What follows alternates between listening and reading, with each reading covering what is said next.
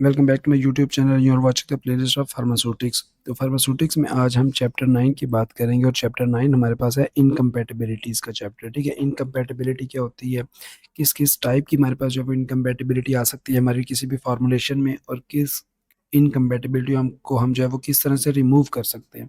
ठीक है, ये सारी चीज़ें जो है वो हम इस चैप्टर में डिस्कस करेंगे। तो शुरू करते हैं हम अपना जो है वो आज का टॉपिक, और इसको हम लेके चलते हैं कि कितने लेक्चर तक जो है वो ये बनेगा। इनकम्पैटिबिलिटी जो है वो हमारे पास होती क्या है। ठीक है, अब हम कहते हैं कि हमारे पास जो है वो एक ड्रग है या एक डोज़ है, वो जी एक पेशेंट के साथ जो है वो बहुत कंपैटिबल है, उसको जो है वो बहुत सूट कर गई है। अब हम कहते हैं कि वही जो ड्रग है, अब वो मतलब बड़े-बड़े एक्सपायर हो गई है, या उसमें जो है वो कोई और फिज़िकल चेंज आ गया, कोई केमिकल रिएक्शन हो गया, तो इट मीन्स कि अब वो जो है वो कंपैटिबल नहीं रही, तो उसमें कोई ना कोई इनकम्पैटिबिलिटी आ गई है। ठीक है, उसमें कोई ना कोई जो है वो मिलावट हो चुकी है, या उसमें कोई वैसे ही किसी के रिएक्शन की वजह से इनकम्पैटिबिलिटी आ गई है कि अब जो है वो इस्तेमाल करने के काबिल नहीं रही। ठीक है, तो इस तरह की इनकम्पैटिबिलिटीज़ जो हैं वो किस-किस टाइप की होती है, और उनको या उनको अवॉइड करने के लिए, उनसे बचने के लिए हम जो है वो क्या-क्या अडॉप्टेशंस जो हैं वो कर सकते हैं अपनी फॉर्मुलेशन बनाने के दौरान।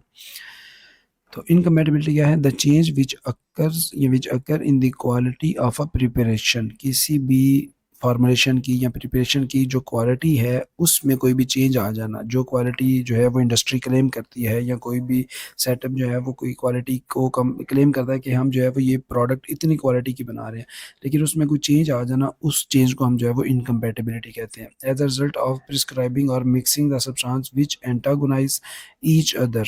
ठीक है, कि हमने जो है वो फॉर्मुलेशन बनाते हुए कोई ऐसे जो है वो सब्सटेंस या कंपोनेंट्स मिक्स कर दिए जो एक दूसरे के एंटी हैं, जो एक दूसरे के अपोजिट हैं, एक दूसरे के इफेक्ट को एंटागोनाइज कर रहे हैं। And an undesirable product is formed which may affect the safety purpose और अपीयरेंस ऑफ द प्रिपरेशन। ठीक है, उसमें अगर कोई फिजिकल रिएक्शन हो गया तो उसकी अपीयरेंस चेंज हो सकती है। अगर उसमें थेराप्यूटिक इनकम्पेटिबिलिटी आ सकती है तो उसकी सेफ्टी कंप्रोमाइज हो सकती है, उसका जो पर्पस था यूज़ करने का वो पर्पस हमें अचीव नहीं होगा, क्योंकि कंपोनेंट्स जो है वो एक दूसरे के इफेक्ट को अपोजिट हैं, तो एक दूसरे के इफेक्ट को जो है वो ख़त्म कर रहे हैं। तो इस तरह से जो है वो इनकम्पैटिबिलिटी जो है वो हमारे लिए सूटेबल नहीं रहती, और हमारा जो है वो सारे का सारा पर्पस होता है जो उस प्रोडक्ट को यूज़ करने का होता है वो ख़त्म हो सकता है। अब इनकम्पैटिबिलिटी को अगर हम जो है वो मेजर स्केल पे देखें तो वो हमारे पास 2 लेवल्स पे जो है वो डिवाइड होती है। एक हमारे पास फार्मास्यूटिकल इनकम्पैटिबिलिटी, और एक हमारे पास जो है वो थेराप्यूटिक इनकम्पैटिबिलिटी। ठीक है, तो फार्मास्यूटिकल इनकम्पैटिबिलिटी जो फार्मास्यूटिकल इंडस्ट्री में जो है वो कोई भी फॉर्मुलेशन बनते हुए, या कोई भी फॉर्मुलेशन जो है वो बन के मार्केट में गई, और उसमें जो है वो कुछ अर्सा के बाद जो है वो कोई ना कोई इनकम्पैटिबिलिटी आ गई, तो उसको हम कहेंगे फार्मास्यूटिकल इनकम्पैटिबिलिटी। ठीक है, और एक इनकम्पैटिबिलिटी है कि जो भी थेराप्यूटिक इनकम्पैटिबिलिटी, कि हमने जो है वो कोई भी, अब थेराप्यूटिक का मतलब क्या है कि कोई भी ट्रीटमेंट, थेराप्यूटिक मीन्स ट्रीटमेंट, कि किसी भी चीज़ का जो है वो जो हम ट्रीट दे रहे हैं, या उसको अब जो है हम क्योर करने के लिए कोई मेडिसिन दे रहे हैं, तो उसका थेराप्यूटिक इफेक्ट क्या होगा, या उसकी थेराप्यूटिक डोज़ क्या होगी। तो थेराप्यूटिक इनकम्पैटिबिलिटी कि हमने जो है वो किसी डिज़ीज़ में कोई स्पेसिफ़िक जो है वो ड्रग दी, उस ड्रग ने जो है वो जितना काम करना था वो नहीं किया, या फिर उस ड्रग ने जो है वो एक्स्ट्रा काम कर दिया या एक्स्ट्रा एक्टिविटी दे दी, और उसकी वजह से जो है वो टॉक्सिक और एडवर्स इफ़ेक्ट्स आने लग गए। ये हमारे पास जो है वो थेराप्यूटिक इनकम्पैटिबिलिटी में आ जाएगा। ठीक है, तो ड्रग्स के जो इफ़ेक्ट्स की बेसिस पे उसके इफ़ेक्ट में जो है वो कुछ चेंज आ जाना, उसमें हमारे पास जो है थेराप्यूटिक इनकम्पैटिबिलिटी। और अगर कोई फार्मास्यूटिकल इनकम्पैटिबिलिटी है जिसमें फिजिकल और केमिकल चेंज आ जाना हमारे फार्मुलेशन में, उसको हम कहते हैं फार्मास्यूटिकल इनकम्पैटिबिलिटी, जो हमारे पास जो है वो इसमें इंडस्ट्रियल लेवल पे जो है वो आ सकती है जब हम अपनी फॉर्मुलेशन बना रहे होते हैं। तो इनको हम जो है वो थोड़ा डिटेल से देखते हैं कि हमारे पास जो है वो ये किस-किस तरह से इनकम्पैटिबिलिटी आ सकती है, और इसको रिमूव करने के लिए या ओवरकम करने के लिए हमारे पास जो है वो क्या पैरामीटर्स होंगे या क्या प्रोटोकॉल्स होंगे। तो सबसे पहले हमारे पास जो है वो pharmaceutical incompatibility. It is a type of incompatibility which results during the process of compounding और preparation of pharmaceutical dosages form. ठीक है, अब हम जो है वो फार्मास्यूटिकल डोजेज फॉर्म बना रहे हैं किसी भी इंडस्ट्रियल लेवल पे, किसी बड़े स्केल लेवल पे, तब जो है वो ये फार्मास्यूटिकल इनकम्पैटिबिलिटी जो है वो आ सकती है। या फिर हम जो है वो किसी क्लिनिकल सेटअप पे छोटे से जो है वो कंपाउंडिंग का सेटअप कर रहे हैं, या कंपाउंडिंग का जो है वो हमने एक मतलब छोटा सा जो है वो काउंटर बनाया हुआ है, जिसमें हम जो है वो किसी भी डॉक्टर की तरफ से जो प्रिस्क्रिप्शन आती है, तो फार्मेसी में वो मेडिसिन अवेलेबल नहीं होती, तो उसकी हम जो है वो पहले कंपाउंडिंग करते हैं। ठीक है, ये हमने चैप्टर 7 में डिटेल से पढ़ा था कि कंपाउंडिंग एंड डिस्पेंसिंग क्या होती है। ठीक है, तो उस कंपाउंडिंग के दौरान या फिर जो है वो फार्मास्यूटिकल डोजेज फॉर्म बनाने के दौरान जो हमारी इनकम्पैटिबिलिटी आ सकती है, उसको हम फार्मास्यूटिकल इनकम्पैटिबिलिटी कहते हैं। Primarily they affect the appearance of products. तो सबसे पहले जो है वो प्रोडक्ट हमारी की अपीयरेंस जो है वो चेंज होती है अगर फिजिकल इनकम्पैटिबिलिटी हो। देन जो है वो occasionally they can lead to therapeutic incompatibility. ठीक है, अब लेट्स सपोज हमारी जो है वो एक मेडिसिन बड़े बड़े एक्सपायरी की तरफ जा रही है, या उसने जो है वो कोई केमिकल रिएक्शन कर लिया ऑक्सीजन के साथ, या फिर उसने जो है वो वाटर की प्रेजेंस में कोई जो है वो केमिकल रिएक्शन कर लिया, कोई फिजिकल इनकम्पेटिबिलिटी आ गई, तो उसकी वजह से क्या होगा, सबसे पहले उसकी अपीयरेंस चेंज होगी। वो हमारे पास जो है वो सॉलिड डोसेज फॉर्म में थी, उसकी अपीयरेंस चेंज हो जाएगी। हमारे पास कोई सिरप था तो उसमें जो है वो नीचे सारा का सारा सिरप बैठ जाएगा, केकिंग हो जाएगी, सेडिमेंटेशन हो जाएगी, तो इसमें हमारे पास जो है वो अपीयरेंस चेंज होगी। लेकिन अगर हम उस इनकम्पेटिबिलिटी को जो है वो ओवरकम नहीं करते, उसको ठीक नहीं करते और इस तरह से मेडिसिन जो है वो यूज़ करवा देते हैं, तो वो हमें जो है वो थेराप्यूटिक इनकम्पेटिबिलिटी की तरफ ले जाएगा। ठीक है, तो थेराप्यूटिक इनकम्पेटिबिलिटी का जो है वो हम आगे जाके डिटेल में देखेंगे कि वो जो है वो किस तरह से हो सकती है इफ़ नॉट करेक्टेड। ठीक है, तो अगर हमने जो है वो अपनी फार्मास्यूटिकल इनकम्पेटिबिलिटी को करेक्ट ना किया, तो वो हमारे पास जो है वो अपीयरेंस से ज़्यादा थेराप्यूटिक इनकम्पेटिबिलिटी की तरफ मूव कर जाएगा, और उसमें हमारे पास जो है वो ज़्यादा जो है वो साइड इफ़ेक्ट्स और एडवर्स इफ़ेक्ट्स आने के जो है वो रिस्क ज़्यादा होते हैं। तो फार्मास्यूटिकल इनकम्पैटिबिलिटी हमारे पास जो है वो 2 टाइप्स की होती है, जिसमें हम कहते हैं कि physical incompatibility and chemical incompatibility. ठीक है? तो फिज़िकल इनकम्पैटिबिलिटी जो हमारे पास जो है वो result of direct physical interaction between 2 और more components of a preparation. हमने कोई भी प्रिपरेशन या फॉर्मेशन बनाई, उसमें जो है वो 2 से ज़्यादा 3, 4, 5 कंपोनेंट्स हमने मिक्स किए, और उन कंपोनेंट्स के जो है वो एक-दूसरे के साथ जो फिज़िकल इंटरेक्शन थे, वो या तो बहुत कम हुए या बहुत ज़्यादा हुए, उस चीज़ को लेके हम कहते हैं कि इसमें जो है वो कोई भी फिज़िकल इनकम्पैटिबिलिटी जनरेट हो सकती है या एग्जिस्ट कर सकती है। तो उसमें सबसे पहले हमारे पास जो है वो इनसॉल्युबिलिटी, ठीक है, इनकम्प्लीट सॉल्यूशन, कि हमने कोई सॉल्यूशन बनाया और उस सॉल्यूशन में हमारे पास जो है वो 2 चीज़ें थी, एक सॉल्यूट और एक हमारे पास जो है वो सॉल्वेंट। तो उस सॉल्यूशन में जो है वो सॉल्यूट और सॉल्वेंट जो है वो दोनों एक-दूसरे के साथ 100% मिक्स नहीं हो पाते, और अगर वो मिक्स नहीं हो पाते तो हम कहते हैं कि ये सॉल्युबिलिटी इनकी जो है वो ज़्यादा अच्छी नहीं है, तो इनसॉल्युबिलिटी कि वो बिल्कुल भी मिक्स नहीं हो पाते।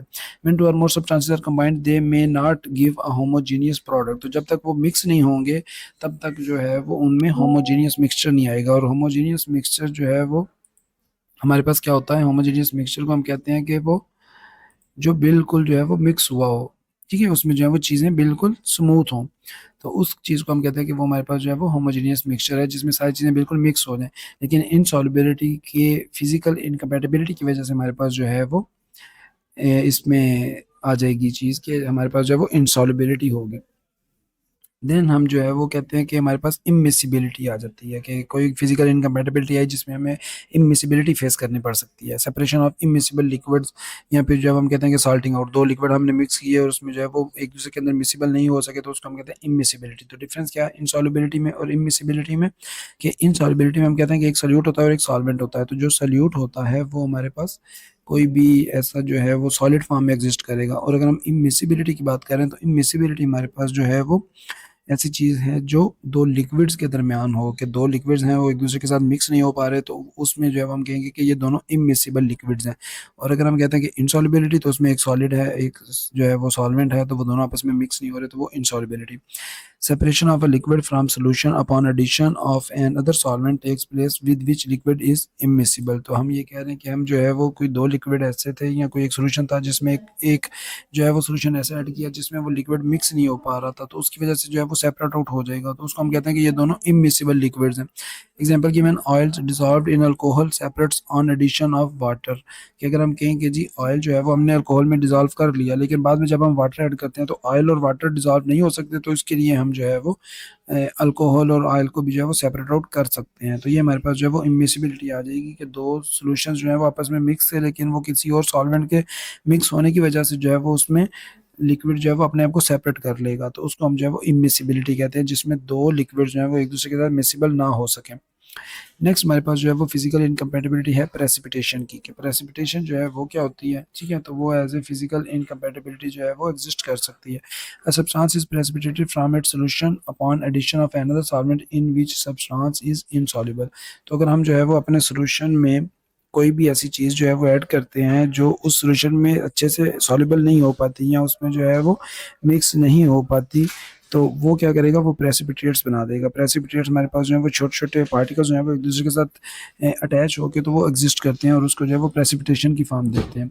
देन हमारे पास है लिक्विफेक्शन, किसी भी चीज़ का लिक्विड फॉर्म में कन्वर्ट हो जाना, तो इससे भी हमारी जो है वो फिजिकल अपीयरेंस किसी भी फॉर्मुलेशन की या ड्रग की जो है वो चेंज हो जाएगी।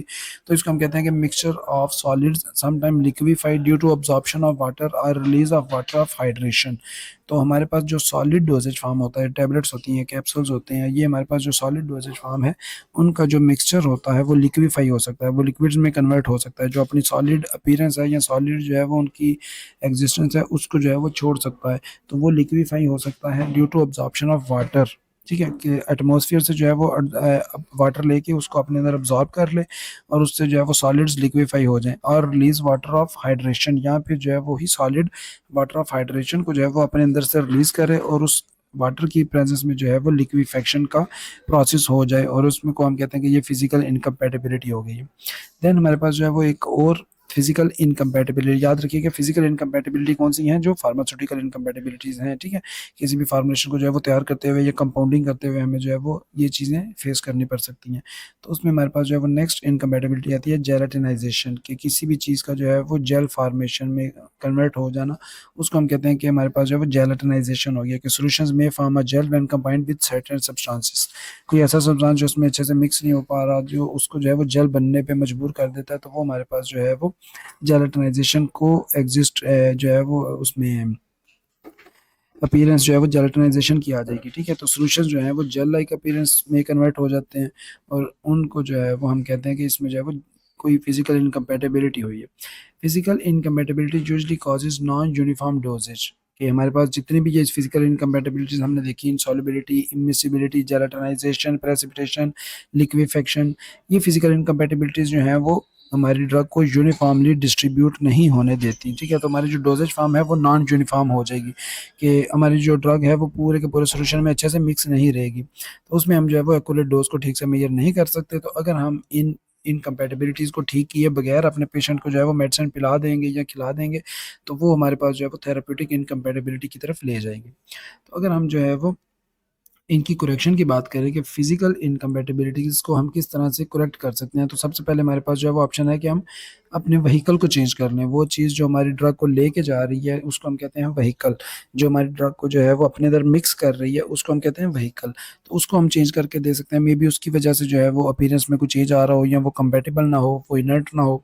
देन जो है वो मॉडिफाई द मिक्सिंग ऑर्डर, अगर हम जो है वो मिक्सिंग ऑर्डर को चेंज कर रहे हैं, तो उससे अगर हमें जो है वो इस तरह की किसी भी जो है वो इनकम्पैटिबिलिटी से बचा जा सके, तो हम उस तरह से भी बच सकते हैं। कि हम कहते हैं कि अगर हमारे पास जो है वो कोई इमिसिबिलिटी है, तो हम कोई दो सॉल्यूशंस ऐसे मिक्स करें जो पहले मिक्स हो जाएं, और लास्ट में जो है वो कुछ सॉल्यूशन ऐसा रख लें जो उनकी इमिसिबिलिटी कॉज ना करे, इस तरह से।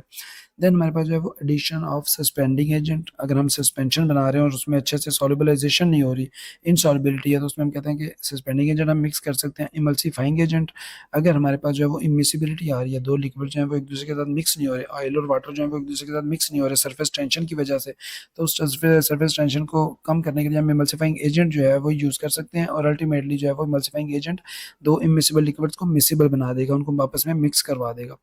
देन जो है वो सॉल्युबलाइजिंग एजेंट, इनसॉल्युबिलिटी के फैक्टर को जो है वो कम करने के लिए, तो जितनी इनसॉल्युबिलिटी कम होती जाएगी उतने हमारे जो सॉल्यूशंस हैं वो सॉल्युबल हो जाएंगे एक दूसरे में, और हमारी थेरेपेटिक वो जो फिजिकल इनकम्पैटिबिलिटी थी वो करेक्ट हो जाएगी। ऐड एड्सॉर्बेंट्स, हम अपने प्रोडक्ट में जो है वो एड्सॉर्बेंट्स ऐड कर सकते हैं। जो भी हमने फॉर्मुलेशन बनाई उसमें हमने एड्सॉर्बेंट ऐड किया। एड्सॉर्बेंट क्या करेगा, वो जितनी भी एक्स्ट्रा मॉइस्चर होगी एटमॉस्फेयर की वो अपने अंदर अब्जॉर्ब कर लेगा, और हमारी जो ड्रग है वो लिक्विफाई नहीं होगी, वो लिक्विफेक्शन का जो है वो इनकम्पैटिबिलिटी को फेस नहीं करेगी। तो लिक्विफेक्शन नहीं होगी तो अल्टीमेटली हमारी जो ड्रग है उसकी फिजिकल अपीयरेंस ठीक रहेगी। फिजिकल अपीयरेंस ठीक रहेगी तो हमें जो है वो नॉन यूनिफॉर्म डोजेज फॉर्म की बजाय यूनिफॉर्म डोजेज फॉर्म जो है वो मिलेगी, जैसी हमने जो है वो क्लेम की थी। देन जो है वो रिमूव द ट्रबलसम इंग्रेडिएंट, कोई ऐसा इंग्रेडिएंट जो कॉन्टीन्यूसली जो है वो कोई परेशानी का बाइस बन रहा है, जहाँ जो हमारे पास जो है वो मिक्सिंग ठीक से नहीं करवा रहा, या वो ऐसा इंग्रेडिएंट जो मतलब इमल्सिफाइंग इमल्शन जो है वो बनाने में हमारी मतलब जो है वो रुकावट बन रहा है, या कोई ऐसा इंग्रेडिएंट जो वाटर ऑफ हाइड्रेशन रिलीज कर रहा है जिससे लिक्विफेक्शन हो सकती है। तो इस तरह के जो इंग्रेडिएंट हैं उनको हम जो है वो अपने फार्मूलेशन से या अपने कंपोनेंट से जो है वो रिमूव कर सकते हैं, उसको रिप्लेस कर सकते हैं किसी और इंग्रेडिएंट्स के साथ। चेंज द डोजेज फार्म, ठीक है, अगर हमारी जो है वो एक डोजेज फार्म बहुत ज़्यादा जो है वो इनकम्पेटिबिलिटीज शो कर रही है, तो हम जो है वो डोजेज फार्म ही चेंज कर सकते हैं, जो कि हमारे पास एक ऑप्शन होता है। ठीक है, तो इसमें हम जो है वो डिफरेंट करेक्शंस करके हम अपनी फिजिकल इनकम्पेटिबिलिटीज़ को करेक्ट कर सकते हैं। नेक्स्ट हमारे पास आती हैं केमिकल इनकम्पेटिबिलिटीज़, तो वो इनकम्पेटिबिलिटीज़ या वो अनवांटेड रिएक्शंस या वो क्वालिटी का कंप्रोमाइज़ होना जिसमें कोई ना कोई केमिकल रिएक्शन जो है वो इन्वॉल्व हो। It may be result of chemical interactions between the ingredients of a prescription and a harmful or even dangerous product may be formed. ठीक है? तो हमारी जो प्रोडक्ट है उसके डिफरेंट इंग्रीडिएंट्स जो हैं वो कोई भी जो प्रिस्क्रिप्शन पे लिखे हुए हैं वो आपस में एक-दूसरे के साथ जो है वो केमिकली अगर कंपैटिबल नहीं हैं, केमिकल इंटरेक्शन कर सकते हैं, तो उसमें हमारे पास जो है वो कोई केमिकल इंटरेक्शन के बायस जो है वो कोई बहुत ज़्यादा प्रोडक्ट जो है वो डेंजरस प्रोड्यूस हो सकती है, जिसको यूज़ करना जो है वो थेरेप्यूटिक इनकम्पैटिबिलिटीज़ की तरफ लेके जा सकता है। अब उसमें हमारे पास जो है वो केमिकल इनकम्पैटिबिलिटीज़ कौन-कौन सी होती हैं? हाइड्रोलिसिस। हाइड्रोलिसिस क्या होती है? एडिशन ऑफ वाटर, ठीक है? वाटर की प्रेज़ेंस में जो है वो मॉलिक्यूल्स का ब्रेकडाउन हो जाना, तो उसमें हम कहते हैं कि इसकी हाइड्रोलिसिस हो गई है।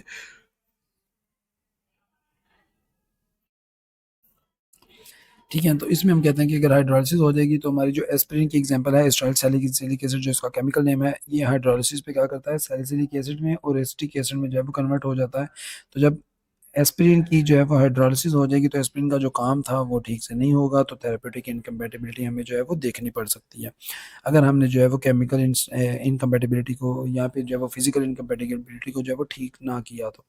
देन हमारे पास जो है वो ऑक्सीडेशन रिडक्शन रिएक्शन हो सकते हैं। अगर हमें जो है वो हमारी प्रोडक्ट जो है वो ऑक्सीजन कहीं से अब्ज़ॉर्ब कर रही है तो उसको कहेंगे कि वो ऑक्सीडाइज़ हो रही है। अगर उसको जो है वो कहीं से हाइड्रोजन मिल रही है तो वो रिड्यूस हो रही है। तो उसमें ऑक्सीडेशन और रिडक्शन दोनों रिएक्शन जो हैं वो हो सकते हैं। दोनों में से कोई एक हो सकता है या दोनों रिएक्शंस हो सकते हैं। Sugars are oxidised by copper and silver in alkaline pH. ठीक है? अगर हमारे पास जो है वो बेसिक पीएच है तो उसमें कॉपर और सिल्वर जो है वो मिलके हमारी शुगर्स को ऑक्सीडाइज़ करवा देते हैं। Oils and fats are oxidised by light to become rancid. ठीक है? रैंसिड जो है हमारे पास जो है वो अच्छे से मिक्स नहीं होते या जो है वो अजीब-सा टेस्ट हो जाना उनका, तो उसको हम कहते हैं कि ऑयल्स और फैट जो है वो ऑक्सीडाइज़ हो जाते हैं लाइट की प्रेज़ेंस में। All organic compounds are oxidised by oxidising agent ferric. तो फेरिक हमारे पास जो है एक स्ट्रॉन्ग ऑक्सीडाइजिंग एजेंट होता है। अगर ये हमारा जो है वो किसी भी फॉर्मुलेशन में एग्जिस्ट करेगा तो वो क्या करेगा हमारे ऑर्गेनिक कंपाउंड्स को ऑक्सीडाइज करवा देगा। Silver compounds are reduced to metallic silver by light and reducing agent. के लाइट की प्रेजेंस में जो है वो सिल्वर कंपाउंड्स जो हैं वो रिड्यूस हो जाएंगे मेटेलिक सिल्वर में। ठीक है? तो लाइट की प्रेजेंस में ऑयल्स और फैट्स जो हैं वो ऑक्सीडाइज हो रहे थे। तो इसी तरह से जो है वो लाइट ऑक्सीडेशन रिएक्शन भी करवा सकती है और इसमें रिडक्शन रिएक्शन भी करवा सकती है। सो नेक्स्ट हमारे पास जो है वो एसिड बेस्ड रिएक्शंस के कोई भी हमारे पास जो है वो केमिकल इनकम्पैटिबिलिटी में एसिड बेस्ड रिएक्शन हो सकता है। मतलब एसिड जो है वो ज़्यादा हो, एसिडिक एनवायरनमेंट मिल जाए या बेसिक एनवायरनमेंट मिल जाए तो उसमें जो है वो एसिड बेस्ड रिएक्शन। तो इसमें हमारे पास जो है वो हमें कैसे पता चलेगा कि एसिड बेस्ड रिएक्शन जो है वो हो चुका है? तो अगर ये हमारे पास जो है वो इंडिकेशंस होंगी या ये जो है वो चीज़ें हो रही होंगी तो इट मीन्स कि एसिड बेस्ड रिएक्शन हुआ है। तो इसमें जो है वो कोई ना कोई केमिकल इनकम्पैटिबिलिटी जो है वो हो चुकी है। तो उसमें हमारे पास जो है एवोल्यूशन ऑफ गैस कि हमारी जो है वो हमारी फॉर्मुलेशन से जो है वो डिफरेंट गैसेस निकल रही हैं और उन गैसेस की एवोल्यूशन को जो है वो हम कह सकते हैं कि ये हमारे पास डिफरेंट जो है वो गैसेस यहाँ से निकल रही हैं। ठीक है? तो उसमें हम कह सकते हैं कि कार्बोनेट्स या फिर जो है वो react with acid and release carbon dioxide. जो कार्बोनेट्स हैं जो अल्कलाइन होते हैं नेचर में, तो उनको हम कह सकते हैं कि जो बेसिक या अल्कलाइन कार्बोनेट्स हैं या बाइकार्बोनेट्स हैं वो एसिड के साथ जो है वो रिएक्ट करते हैं और एसिड बेस्ड रिएक्शन जो है वो कार्बन डाइऑक्साइड रिलीज करता है। चेंज इन कलर, ठीक है? Reaction causing change in colour indicating change in pH. तो हमारी जो फॉर्मुलेशन है उसका जो है वो कलर चेंज हो जाता है, जिसको हम कह सकते हैं कि हमारे पास जो है वो ये फॉर्मुलेशन हो रही है या फिर इसमें जो है वो एसिड बेस्ड रिएक्शन हो रहा है। ठीक है? और इसमें हमारे पास जो है वो प्रेसिपिटेशन हो जाएगी। जो प्रेसिपिटेट्स की फॉर्मेशन है वो हमें बताती है कि इसमें जो है वो एसिड बेस रिएक्शन हो चुका है। तो सॉल्युबल कंपाउंड्स जो पहले सॉल्युबल थे जब वो हाइड्रॉक्सिल आयन के साथ रिएक्ट करते हैं या बेसिक एनवायरनमेंट में जो है वो रिएक्ट करते हैं, ठीक है? और strong acid they form insoluble compounds. ठीक है? तो जो सॉल्युबल कंपाउंड्स हैं उसको हम जो है वो स्ट्रॉन्ग बेस या स्ट्रॉन्ग एसिड के साथ जो है वो जब रिएक्ट करवाते हैं तो वो इनसॉल्युबल कंपाउंड्स इनमें बन जाएंगे और इनसॉल्युबल कंपाउंड्स जो हैं वो प्रेसिपिटेट्स की फॉर्म में एग्जिस्ट करेंगे और उसको हम कहते हैं कि ये इसमें जो है वो प्रेसिपिटेशन हो गई है जो कि एक केमिकल इनकम्पैटिबिलिटी है। ठीक है? तो इसके अलावा हमारे पास जो है वो कॉम्बिनेशन रिएक्शंस हो सकते हैं जो केमिकल इनकम्पैटिबिलिटी को शो करते हैं।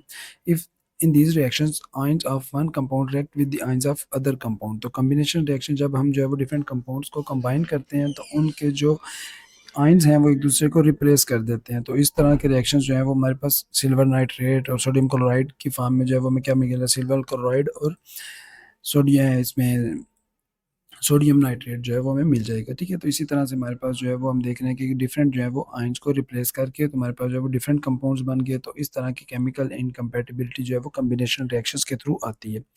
अगर हमने जो है वो केमिकल इनकम्पैटिबिलिटी को करेक्ट करना है तो उसके लिए हमारे पास जो है वो क्या करेक्शन पैरामीटर्स हैं। Complete the reaction before packaging, ठीक है। अब हमने बात की oxidation reaction, reduction reaction, hydrolysis reaction, acid base reaction. इस तरह का कोई रिएक्शन जो है वो बाद में ना हो, इसलिए हम जो है वो इस तरह के रिएक्शन पहले से ही कंप्लीट करवाते हैं। हम वेट करते हैं जब तक जो है वो हमारी फॉर्मेशन के सारे रिएक्शन जो है वो हो नहीं जाते, फिर हम जो है वो उसको पैक करते हैं। प्रोटेक्ट फ्रॉम एयर, ठीक है। एयर से बचाएंगे तो उससे मॉइस्चर जो है वो नहीं आएगी, मॉइस्चर नहीं आएगी तो हाइड्रोलिसिस रिएक्शन नहीं होगा। लाइट से बचाएंगे तो ऑक्सीडेशन रिडक्शन नहीं होगी, जो हमने यहाँ पे देखी थी कि अभी जो है वो oxidised and reduced by light, ठीक है। तो लाइट से भी बचाना है, लाइट से बचाने के लिए हम एम्बर्ड कलर जो है वो पैकेजिंग में पैक कर देंगे। एयर से बचाने के लिए एयर टाइट कंटेनर में पैक कर देंगे। एंड मॉइस्चर, जिसमें जो है वो मॉइस्चर ना आ सके, और मॉइस्चर ना आने की वजह से जो है वो हाइड्रोलिसिस को हम अवॉइड कर सकते हैं। देन जो है वो डेजिकेंट्स हम ऐड कर सकते हैं कि अल्टीमेटली अगर कोई मॉइस्चर आ भी जाती है, जब हम प्रोडक्ट यूज़ करते हैं तब हम जो है वो उसका क्लोजर ओपन करते हैं और उसमें कुछ कुछ टाइम के लिए जो है वो मॉइस्चर आ सकती है, तो उसके लिए हम जो है वो डेजिकेंट्स ऐड कर सकते हैं जिनका काम ये होगा कि वो मॉइस्चर को ऑब्जॉर्ब कर लेंगे।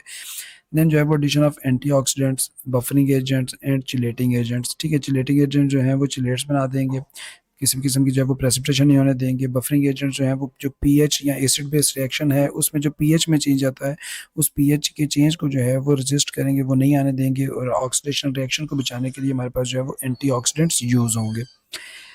फिर इसके बाद हमारे पास जो है वो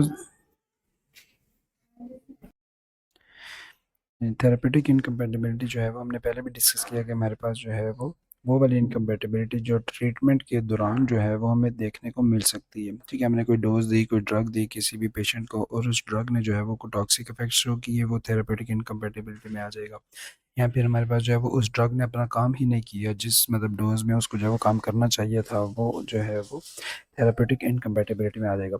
when the effect produced by one or more drugs is different in nature and intensity, ठीक है। वो किसी और नेचर का जो है वो इफेक्ट आ गया या किसी और इंटेंसिटी का, ठीक है, वो कम या बहुत ज़्यादा जो है वो जब इफेक्ट आ जाए, ठीक है, तो उसको हम क्या कहते हैं कि हमारे पास जो है वो थेरेपेटिक इनकम्पैटिबिलिटी जो है वो उसको कहते हैं।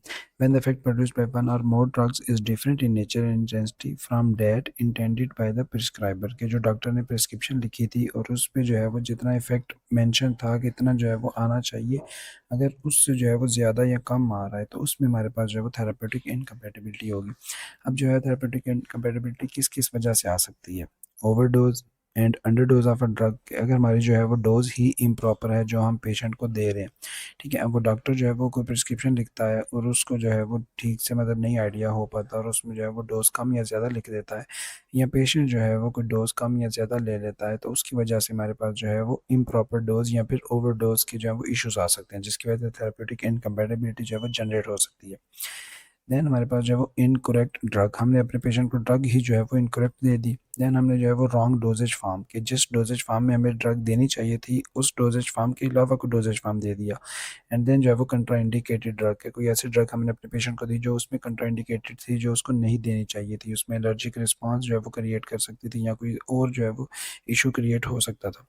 तो ओवरडोज जो है वो हमारी मे रिजल्ट फ्राम, अगर हम इम्प्रॉपर डोज की बात करें तो उसमें ओवरडोज और अंडर डोज दोनों केसेस आ जाते हैं। तो ओवरडोज हमारी जो है वो एक्सेसिव सिंगल डोज, या किसी पेशेंट ने जो है वो सिंगल डोज जो मतलब सुबह के टाइम या दोपहर के टाइम कोई एक डोज लेनी थी वो बहुत ज़्यादा ले ली, या फिर जो है वो एक्सेसिव डेली डोज के एक दिन में जो है वो 2 दफ़ा मेडिसिन लेनी थी उसने वो 4 दफ़ा यूज़ कर ली, तो एक्सेसिव जो है वो होगी डेली डोज। देन जो है वो साइनर्जिस्टिक कम्बिनेशन, कोई ड्रग्स 2 या 3 ड्रग्स ऐसी यूज़ की जो साइनर्जिस्टिक कम्बिनेशन के तौर पर जो है वो उन्होंने अपना काम किया। साइनर्जिस्टिक क्या होता है कि जिसमें जो है वो 2 से 3 ड्रग्स हम यूज़ करते हैं और एक ड्रग दूसरी ड्रग के इफेक्ट को इंक्रीज करती है, इन्हांस करती है, बूस्ट करती है, और उसकी वजह से हमें जो है वो ओवर डोजेज या ओवर जो है वो इंटेंसिटी का रिएक्शन जो है वो मिलता है, जिससे ज़्यादा रिस्पॉन्स जो है वो हमें ड्रग का मिलता है जो कि हमें नहीं चाहिए होता और वो टॉक्सिसिटी काज कर सकता है।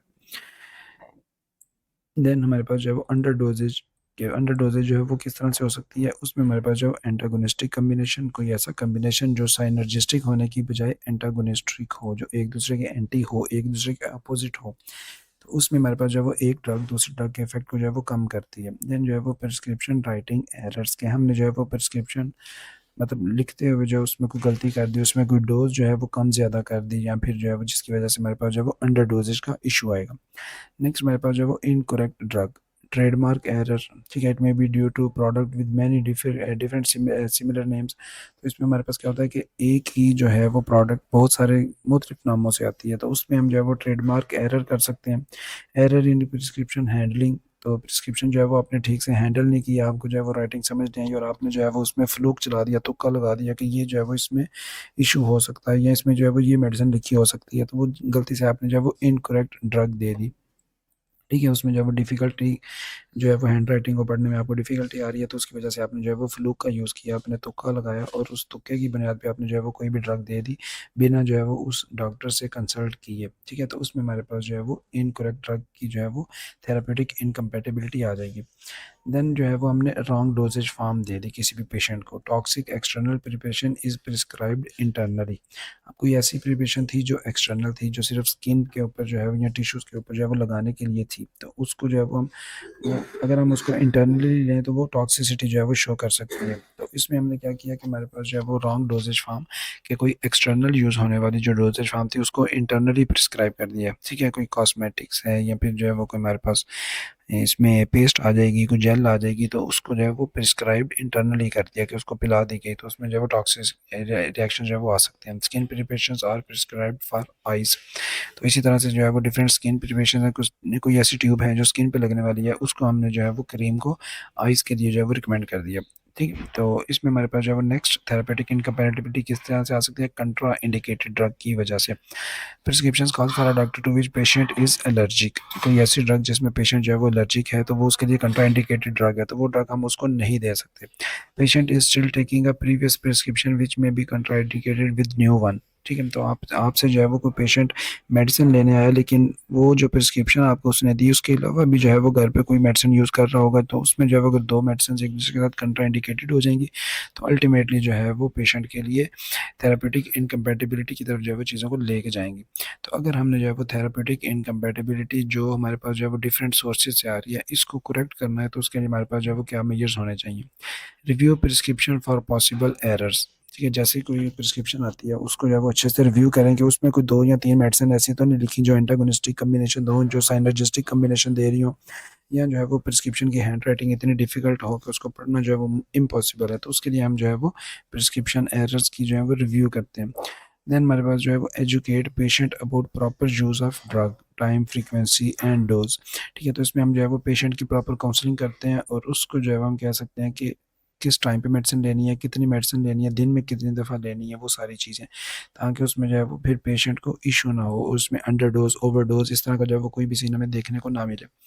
देन जो है वो inquire patient about other prescription and OTC drugs के, अगर जो है वो हमारे पास कोई पेशेंट आता है कोई भी मेडिसिन लेने, तो उसमें हम क्या कह सकते हैं कि पेशेंट से जो है वो उसकी बाकी जो पॉसिबल ड्रग्स हैं जो वो घर पे यूज़ कर रहा है उनके बारे में इंफॉर्मेशन ले सकते हैं, ताकि उसमें कोई ऐसी ड्रग हम ना लिख दें जो उसके लिए दो ड्रग्स जो है वो कंट्रा इंडिकेटेड हो जाएं, या दो ड्रग्स जो है वो एंटागोनिस्टिक कम्बिनेशन बना लें और इस तरह से जो है वो चीज़ें पेशेंट के लिए सीवियर हो जाएं। ठीक है, तो थेरेपेटिक इनकम्पैटिबिलिटी यहाँ तक थी और यहीं पे हमारा जो है वो इनकम्पैटिबिलिटीज़ का चैप्टर जो है वो ख़त्म होता है।